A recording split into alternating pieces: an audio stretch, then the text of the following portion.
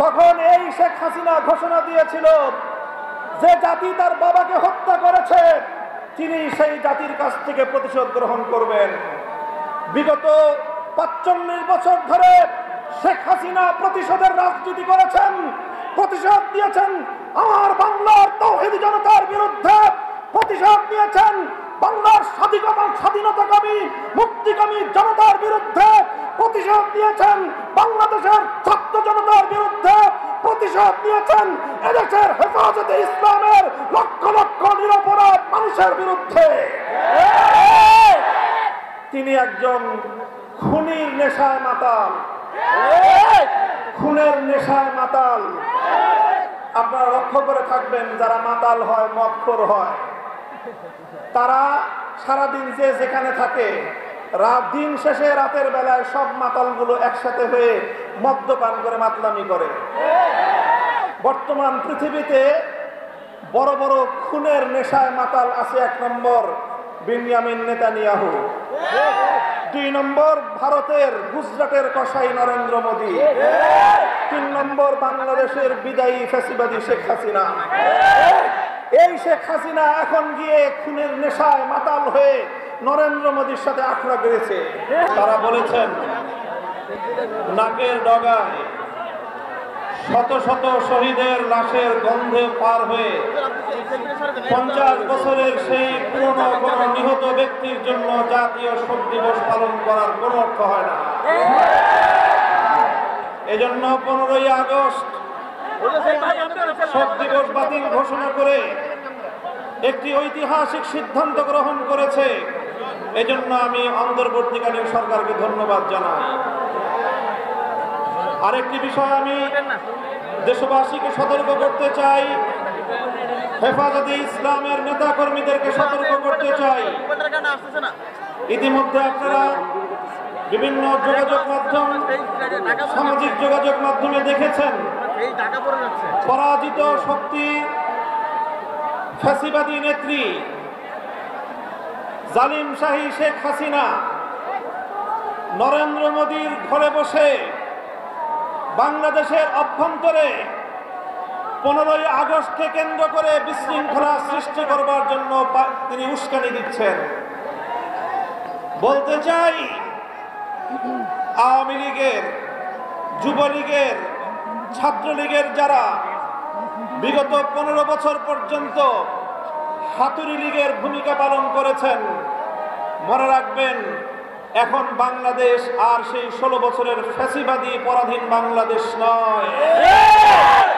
এই বাংলাদেশ আজ স্বাধীন বাংলাদেশ। ছাত্র জনতার এক সকল রক্তের বিনিময়ে অর্জিত এই স্বাধীন বাংলাদেশে যদি 15ই আগস্টকে কেন্দ্র করে কোন নৈরাজ্য সৃষ্টির পায়তারা করা হয়, সারা বাংলাদেশে তাদেরকে প্রতিরোধ করা হবে।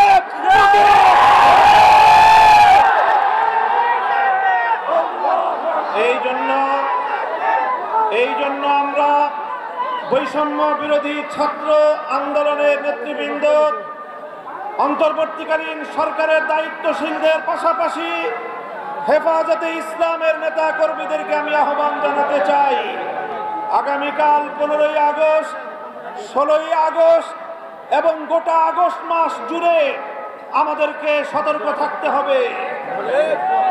কারণ মনে রাখবেন আওয়ামী লীগের রাজনীতি হলো প্রতিহিংসার রাজনীতি। 1975 সালে 3.5 বছরের অপশাসনের যুগে শেখ মুজিবুর রহমান সাহেব নির্বিচারে দেশের 30,000 যুবককে হত্যা করেছিলেন। এদেশের বাকশাল কায়েম করার মধ্য দিয়ে মানুষের সকল অধিকারগুলো তিনি হরণ করেছিলেন। অধিকার হারা মানুষ তখন তারা ক্ষুব্ধ হয়ে ধানমন্ডির 32 নম্বর বাড়িতে অভ্যুত্থান পরিচালনা করেছিল। তখন এই শেখ হাসিনা ঘোষণা দিয়েছিল যে জাতি তার বাবাকে হত্যা করেছে তিনি সেই জাতির কাছ থেকে প্রতিশোধ গ্রহণ করবেন। বিগত 45 বছর ধরে শেখ হাসিনা প্রতিশোধের রাজনীতি করেছেন, প্রতিশোধ দিয়েছেন আমার বাংলার তাওহীদি জনতার বিরুদ্ধে, প্রতিশোধ দিয়েছেন বাংলার স্বাধীনতাকামী মুক্তিকামী জনতার বিরুদ্ধে প্রতিশোধ নিয়েছেন, বাংলাদেশের ছাত্র জনতার বিরুদ্ধে প্রতিশোধ নিয়েছেন, এদেশের হেফাজতে ইসলামের লক্ষ লক্ষ নিরপরাধ মানুষের বিরুদ্ধে। তিনি একজন খুনির নেশায় মাতাল, খুনের নেশায় মাতাল।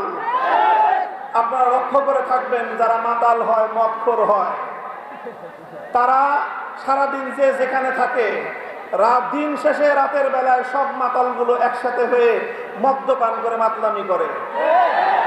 বর্তমান পৃথিবীতে বড় বড় খুনের নেশায় মাতাল আছে। 1 নম্বর বেনিয়ামিন নেতানিয়াহু, 2 নম্বর ভারতের গুজরাটের কসাই নরেন্দ্র মোদী, 3 নম্বর বাংলাদেশের বিদায়ী ফ্যাসিবাদী শেখ হাসিনা। এই শেখ হাসিনা এখন গিয়ে খুনের নেশায় মাতাল হয়ে নরেন্দ্র মোদীর সাথে আখড়া করেছে।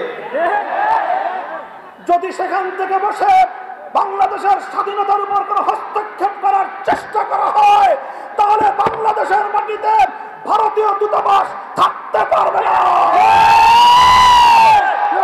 শেখ হাসিনার বিরুদ্ধে বাংলাদেশে বিভিন্ন থানায়, আদালতে হত্যা মামলা দায়ের হয়েছে। আমি আহ্বান জানাতে চাই, খুনি হাসিনাকে ধরে এনে বিচারের কাঠগড়ায় দাঁড় করাতে হবে। প্রিয় সাথী ও বন্ধুগণ, বক্তব্য শেষ।